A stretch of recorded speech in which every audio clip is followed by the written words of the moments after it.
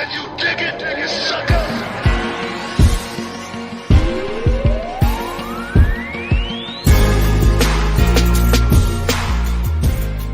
So for me, when I became king with my wife, and we were like so connected. I'm talking about, a tag team. We could not lose. And we traveled together. We did everything together at that time. And for us to be in the ring together, man, I had the ultimate support system. So for me, I was reborn as a wrestler because at that point in time, I lost my lust before I became King Booker. I think I was losing it a little bit, and then she kicked it in, man, and picked me right up.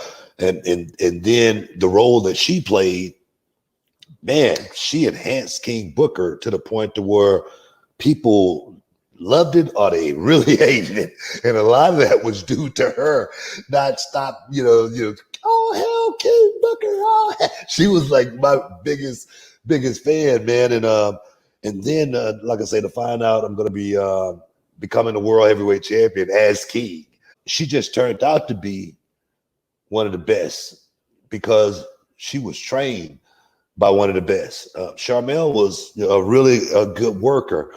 She just literally had to be trained a certain way. And I remember Sharmell coming down to the school all the time, and then she started training the girls that was coming down there because she was listening to all of my concepts.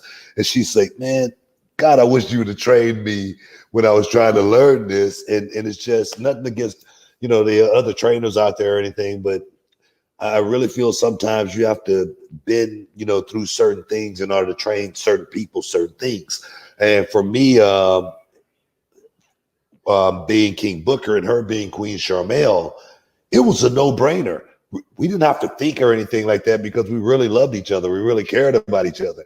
When I took a bump, she actually could feel my pain. Unlike someone who would just be working with me, they would just be going through the motions. She actually knew what I was going to feel like when I got to the hotel, when I got up that next morning. So when I took a bump, ow, she knows she's the one who's going to have to go down to the ice machine and get the ice for me, and she's going to make sure I got the Tylenol or whatever, So the team thing was perfect. But for her playing that role, just say, for instance, when Chris Benoit and I was going back and forth, and it seemed like Sharmell was doing stuff behind his back, and like I didn't know it.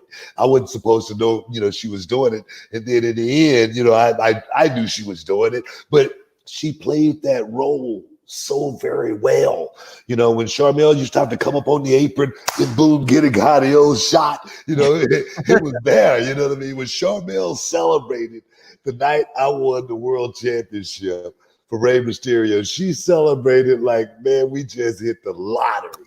So she is perhaps the last great heel female manager in WWE. I mean, of course, give Vicky Guerrero her props, but Sharmell was there for a short time, but she did a whole lot in that short period. Yeah, no, absolutely. I mean, and we've talked about it before, but it wouldn't have been King Booker. It wouldn't even been the same thing without Sharmell. No way. But and the thing is, you talked about her training. It was probably rough for her because she was in the same class with Cena and Brock and Shelton and Batista and Randy. Yeah. And I'm sure that all the resources, it's like, hey, let's focus on these guys. Yeah. Yeah. And so, I mean, she was just in a crowded class. Yeah. Right. Yeah, she was just coming from WCW as well. She wasn't touted to be a wrestler from the beginning, but they were just trying to find a place for them. Some of the girls interviewing for a while, right? Yeah. And then she ended up tearing her ACL down there, and then that was pretty much the end of that. And then everything else happened. But as far as her being a part and a huge part of King Booker, it couldn't have been done without Sharmell. Like you say, King Booker would not have been nowhere near as successful if it wasn't for Queen Sharmell.